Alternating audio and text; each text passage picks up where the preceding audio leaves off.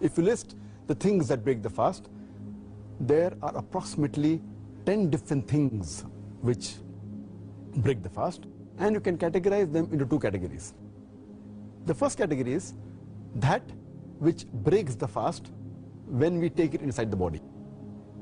In them, there are four things. The first is eating and drinking. Second is anything that falls in the same category as eating or drinking. Third is taking medicines, or pills, or injections, which are in the form of nourishment or somewhat similar to eating and drinking, including blood transfusion. The fourth is somewhat similar to kidney dialysis, where the blood is taken out, it's purified, and some nutrients are put into it and put back. The second category, that which comes out from the body, there are 6 things in them. Number 1 is sexual intercourse. Number 2 is masturbation. Number 3 is menstruation. Number 4 is postnatal bleeding. Number 5 is deliberate vomiting. And number 6 is letting out blood, somewhat similar to cupping or something similar to that.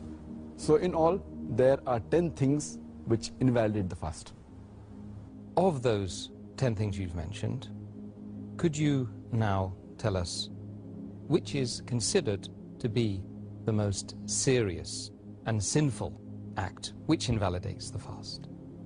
The act which is the most sinful and most serious amongst all of them which invalidate the fast, it is sexual intercourse.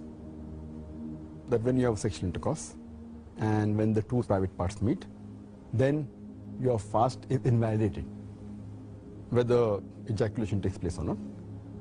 And you have to repent for that. You have to complete the fast for that day, and you have to make it up later, and you have to pay a penalty, that's kafara.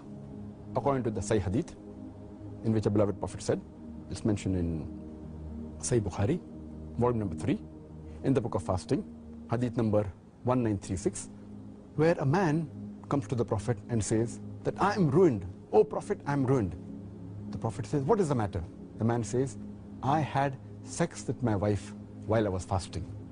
So the Prophet says that, can you free a slave? So the man says, no, I cannot.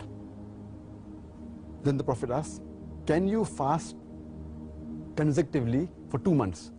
Can you fast continuously for 60 days? The man says, no, I cannot.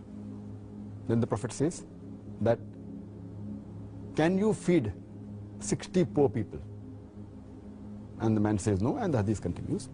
In short, we come to know from this hadith that if any person does a sexual intercourse, it is one of the major sins.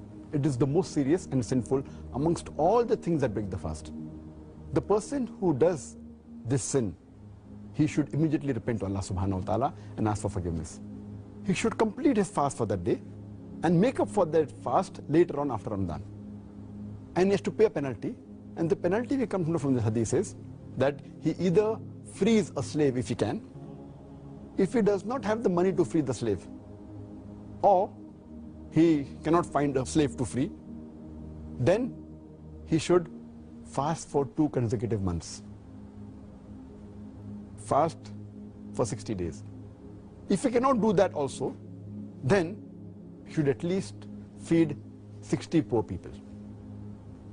And these are the 3 options that have been given for a person to pay as a penalty, as a kafara.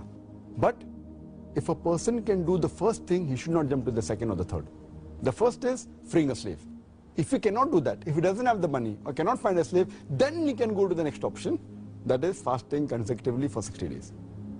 If he cannot do that, if he is unable to do that, continuously fasting for 60 days, if he fasts for a few days, and then one day he doesn't fast, he should start again. He should fast consecutively for 60 days. If he doesn't have the capacity to do that, then what he can do is he can feed 60 poor people. And each poor person should be fed with approximately half sa. Each sa is equal to 3 handfuls of outstretched hand of wheat. So half sa per person, or the food that is there of the land.